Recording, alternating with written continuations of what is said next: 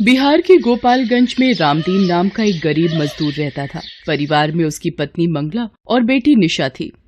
मंगला, कुछ खाने को दे दे, फिर मैं जाकर देखूं, शायद कोई मजदूरी का काम मिल जाए। तेरा यूं भूखा रहना भी होने वाले बच्चे के लिए गलत है, इसलिए अब मुझे रोजाना कड़ी मेहनत मजदूरी करनी ही होगी। अरे तुम मेरी चिंता मत किया करो, तुम दोनों के साथ थोड़ा बहुत खा तो लेती हूँ। ये देखो, आधी चाय तुम्हारी आधी चाय मेरी। ये थोड़ी सी भुजिया रखी है, चाय के साथ खा लो। माँ भूख लगी है, कुछ खाने को दो ना। रुक, मैं तेरे लिए रोटी बनाती हूँ, फिर तू खा लेना। मंगला, आटा कहाँ है जो तू रोटी बनाएगी? एक रोटी का रखा हुआ है जी, वही खिला दूंगी। आप चिंता मत करो, आप काम ढूंढने जाओ। क्या करूँ, क्या खिलाऊंगा मंगला और निशा को? मंगला का भी पूरा टाइम है, वो बेचारी कुछ नहीं कहती। रामदीन बाजार में मजदूरी का काम ढूंढने निकलता है। वो एक दो दुकानों पर काम मांगता है। एक गोदाम में उसे बोरियां ढोने का काम मिल जाता है, पर गोदाम दुकान से कुछ दूरी पर था। देखो, ये दुकान का लड़का तुम्हें गोदाम पर ले जाएगा। हाँ, तुम्हें गोदाम की बोरियां यहाँ दुकान पर लाकर लगानी है, ठीक है? ठीक है सेठ जी, मैं ले आऊंगा। रामदीन पूरा दिन गोदाम की बोरियां पीठ पर लाद कर सेठ की दुकान में उतारता रहा। अरे कितनी बोरियां रह गई हैं भाई, दुकान बंद करने का समय हो रहा है। सेठ जी, बस 4 बोरी और बाकी हैं। रामदीन सारी बोरियां दुकान पर रख देता है। सेठ रामदीन को बदले में 300 रुपए देता है। उन रुपयों से रामदीन कुछ खाने का खरीदता है और घर जाता है। मंगला, ये थोड़ा राशन ले आया हूँ, कुछ दिन तो निकल ही जाएंगे। मंगला उस दिन फिर दाल चावल बनाती है, जिसे देखकर निशा बहुत खुश होती है। माँ, आज आपने खाने में दाल चावल बनाए हैं, मुझे ये वाली दाल बहुत अच्छी लगती है। ये ले, फिर थोड़ी और दाल ले ले बिटिया। मंगला, ये आज तो काम मिल गया, पर आगे कैसे गुजारा होगा? मानसून भी अपने उफान पर है और गोपालगंज का तो तुम्हें पता ही है, कब बाढ़ का कहर हम गरीबों पर टूट जाए कौन जाने।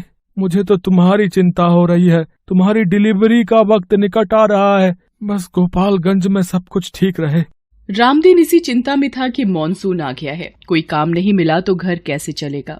अगले दिन मंगला, मैं देखता हूँ पड़ोस के विजेंद्र भैया बता रहे थे कि एक इमारत की मरम्मत के लिए किसी को मजदूर चाहिए। पता करके आता हूँ, शायद मिल जाए। बाहर तो बारिश हो रही है, कैसे जाओगे? अरे ज्यादा दूर नहीं जा रहा, पास ही में जा रहा हूँ। रामदीन एक पन्नी ओढ़कर बारिश में काम ढूंढने निकलता है।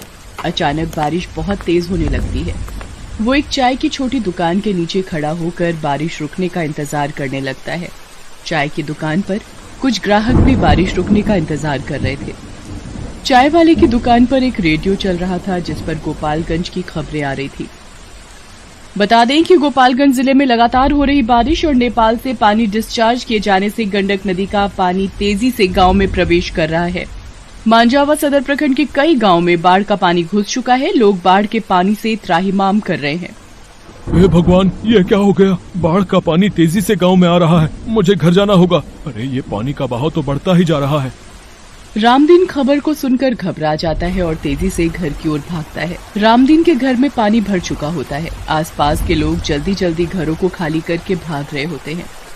आप आ गए, ये देखो पूरे घर में पानी भरता ही जा रहा है। बापू, मुझे डर लग रहा है। अरे घबराओ मत, कुछ नहीं होगा मंगला। निशा को मैं कंधे पर बैठा लेता हूँ, हमें जल्दी यहाँ से निकलना होगा। सुनो जी, लगता है मेरा बच्चा होने का वक्त आ रहा है। मुझे दर्द महसूस हो रहा है जी, घबराहट से लगता है बच्चा नीचे आ रहा है। प्रभु, क्या करूँ? विजेंद्र भैया को बुला कर लाता हूँ। अब विजेंद्र भैया। रामदीन, जल्दी से जरूरी सामान बांध ले, निकलना है वरना कोई नहीं बचेगा, सब बाढ़ में बह जाएंगे। विजेंद्र भैया, मंगला को बच्चे का दर्द शुरू हो गया है, वो चल भी नहीं पा रही है। अरे बेचारी को इस मुसीबत में ये बड़ी परेशानी होनी थी। जल्दी चलो जी। एक काम कर, ये खाट पर भाभी को लेटा, फिर इसी पर ले जाना पड़ेगा, कोई और रास्ता नहीं है अब। रामदीन निशा को अपने कंधे पर बिठा लेता है। विजेंद्र और उसकी पत्नी भी बहुत नेक दिल थे। विजेंद्र की पत्नी अपने बेटे को गोद में उठा लेती है। विजेंद्र रामदीन के साथ मंगला को खटिया पर लिटाकर उठाने में मदद करता है। सुनो जी, निशा के बापू, मेरा दर्द बर्दाश्त के बाहर हो रहा है, कुछ करो जी। बाढ़ का पानी बढ़ता ही जा रहा है विजेंद्र भैया। अरे हिम्मत मत हार रामदीन, भगवान सब ठीक करेंगे। लोग पानी के बहाव से बचने के लिए इधर उधर भाग रहे थे। आज पता नहीं एक गरीब पर बाढ़ का कहर आया हुआ था, मानो सब कुछ ले डूबेगा। मंगला की हिम्मत जवाब दे रही थी। अब एक ही उपाय है रामदीन, भाभी को किसी नाव में सहारा दिलवाना होगा। कोई नाव में लिटाने की मदद कर दे बस।